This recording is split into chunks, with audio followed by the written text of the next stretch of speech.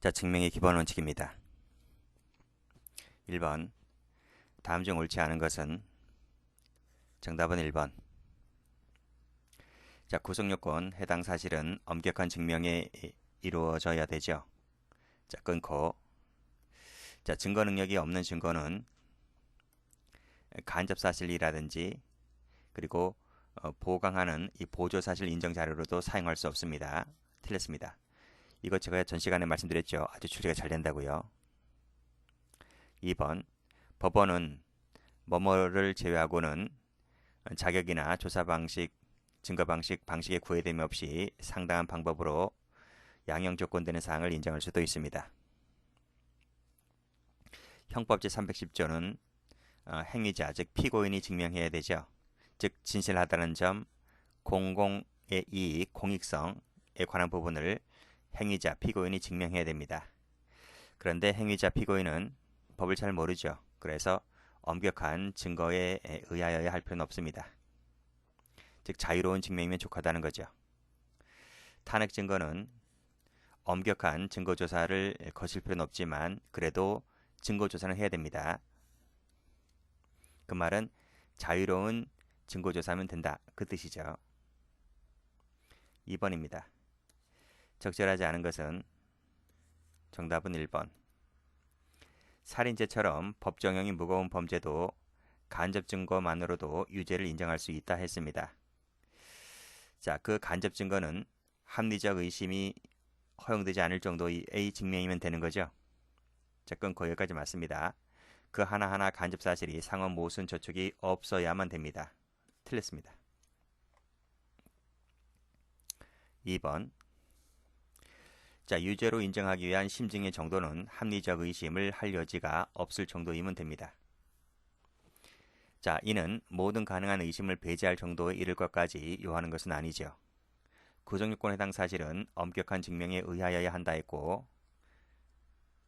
앞에서 풀었는데 증거 능력이 없는 증거는 간접 사실이든 보조사실 인정 자료든 사용할 수 없다 했습니다. 3번. 유죄로 인정하려면 합리적으로 설명될 수 있으면 됩니다. 이런 것들이 3번입니다. 다음 중 옳지 않은 것은 정답은 3번. 자, 1번. 과학적 연구 결과는 엄격한 증명으로 증명되어야 하죠. 유전자 검사, 혈액형 검사와 같은 이 과학적 증거 방법은 자, 그 전제로 하는 사실이 모두 진실임이 입증되고 그리고 오류 가능성이 전무하거나 무시할 정도로 극소한 것으로 인정될 때에 법원은 상당한 정도로 구속력을 갖게 되죠. 그 말은 이 경우 같은 경우는 자유심증주의가 배제된다 그 뜻입니다. 자, 3번. 자, 전문 감정인이 공인된 표준 검사 기법으로 분석한 후 법원이 제출한 이 과학적 증거는 동일성이 인정되고 인위적 조작 등이 없었다는 점이 담보되었다면 또 정확한 인계 인수 절차를 확인할 수 있는 그런 기록이 유지되었을 때, 즉 이런 것 등이 모두 구비되었을 때 상당한 정도로 구속력을 갖게 되겠죠. 그래서 여기 안 왔다가 틀린 겁니다. 1번, 2번이 모두 구비가 되어야 합니다. 2번 같은 경우는 모든 진실이 입증되고 오류 가능성이 전무하거나 사소할 정도로 극소인 경우 이럴 때 인정되는 것이고요. 3번도 이런 경우에 구속력이 인정되는 것이고요. 자, 컴퓨터 디스켓은 피고인 또는 피고인 아닌 자의 진술을 기재한 서류와 크게 다를 바가 없죠. 자, 그래서 조작의 가능성이 있으며 기본적으로 반대신문 기회가 보장되지 않는 점에 비춰봤을 때 요 기재 내용의 진실성에 관하여는 전문 법칙이 적용된다고 볼 수 있습니다. 4번. 다음 중 옳지 않은 것은 정답은 2번. 증거재판주의란 사실 인정은 증거에 의한다는 원칙을 말합니다.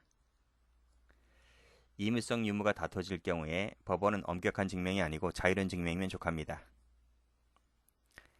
엄격한 증명 외에 자유로운 증명이 경우에도 심증의 정도는 모두 다, 즉 엄격한 증명이든 자유로운 증명이든 뭐 그 뜻입니다. 모두 다 합리적 의심이 없는 확신 증명을 요하죠. 그 점에서는 엄격이든 자유로운 증명이든 차이가 없어요.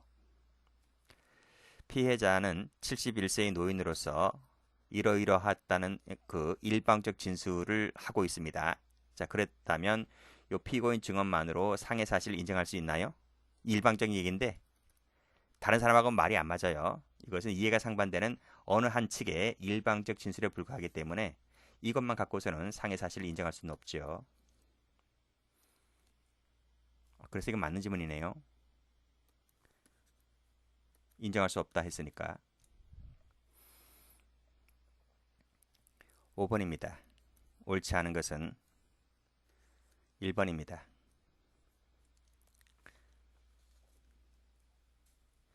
자, 어떤 소송 절차가 진행된 내용이 공판조서에 기재가 되지 않았다 하여 당연히 그 소송 절차가 당해 공판기일에 행하여지지 않은 것으로 추정되는 것은 아니고, 공판조서에 기재되지 않은 것은 공판조서에 기재된 다른 내용이나 공판조서 이외의 자료로 증명될 수가 있고, 그쵸? 맞습니다. 여기까지는. 근데 이 공판조서에 기재가 되지 않은 것도 있잖아요. 이 부분. 공판조서에 기재되지 아니한 이 부분은 증명의 대상이 되긴 되는데 엄격한이 아니고 자유로운 증명이면 족하다는 것입니다. 왜냐하면 그 외의 자료로 충분히 증명될 수가 있기 때문에 이것은 자유로운 증명이면 족하다는 것이 판례입니다. 자, 친고죄의 고소는 순수한 소송법적 사설이죠. 순수한 소송법적 사설 같은 경우는 자유로운 증명이면 족하다는 것이 판례이고요. 몰수 추징액 산정은 엄격한 증명임을 요하지 않습니다. 그래서 자유로운 증명이면 족하다는 것이죠. 뭐, 무지무지 잘 나오는 판례들입니다. 계속 나올 겁니다. 양형의 조건, 법원의 재량사항, 형법 51조 사항은 법원의 재량사항에 속한다고 보아야 되는 것이기 때문에 상당한 방법에 따라 인정될 수가 있습니다. 6번 적절한 것은 2번입니다. 1번 구성권 해당 사실은 엄격한 증명이라 했죠. 자, 그러나 증거 능력이 인정되지 않은 증거는 말씀드렸듯이 간접 사실이든 보조 사실이든 허용되지 않는다 했습니다. 틀렸고, 공모나 모의, 주관적 요건이죠. 주관적 구성 요건 요소이기 때문에 엄격한 증명을 요합니다. 엄격한 증명을 요하기 때문에 그 증거는 판결에 표시가 되어야 한다고 했고, 자, 업무상 과실의 존재, 그리고 그 과실로 환자에게 상해를 입었다는 점, 그 점은 자유로운 증명이 아니라 엄격한 증명임을 요하죠. 객관적 구성 요건 요소이기 때문에 그래요. 과실이 존재한다는 점, 그 과실로 상해 결과가 발생했다는 점, 그 과실로 이 말이 무슨 말입니까? 인과관계가 요한다는 거죠. 그래서 원인 행위와 결과 사이에 인과관계를 요한다는 점, 이런 것들 전부 다 깐깐하게 증명해야 됩니다. 그래서 엄격한 증명임을 요합니다. 4번 고소 말씀드렸죠. 순수한 소송법적 사실이기 때문에 자유로운 증명의 대상이 됩니다. 반의적 불벌죄도 마찬가지입니다. 처벌 불안 의사, 처벌 의사 이런 것도 역시 마찬가지로 순수한 소송법적 사실이기 때문에 자유로운 증명이면 족합니다. 엄격 틀렸죠. 7번 옳지 않은 것은 2번입니다. 1번 양형 기초가 되는 정상관계 사실은 자유로운 증명이죠. 그래서 엄격한 대상에 해당하지 않습니다. 2번 탄핵 증거 나왔죠. 탄핵 증거 엄격한 증명을 요하지 않고 자유로운 증명이 족하다고 했는데 여기서 증명력을 다투고자 하는 부분이 어느 부분인지 어느 부분을 다투려고 하는지는 미리 사전에 상대방에게 알려줘야만 됩니다. 틀렸네요. 3번 공판조서에 기재되지 않은 부분 앞에서 말씀드렸는데 이것은 그 외의 다른 자료로 충분히 증명될 수가 있기 때문에 자유로운 증명의 대상이 된다고 했습니다.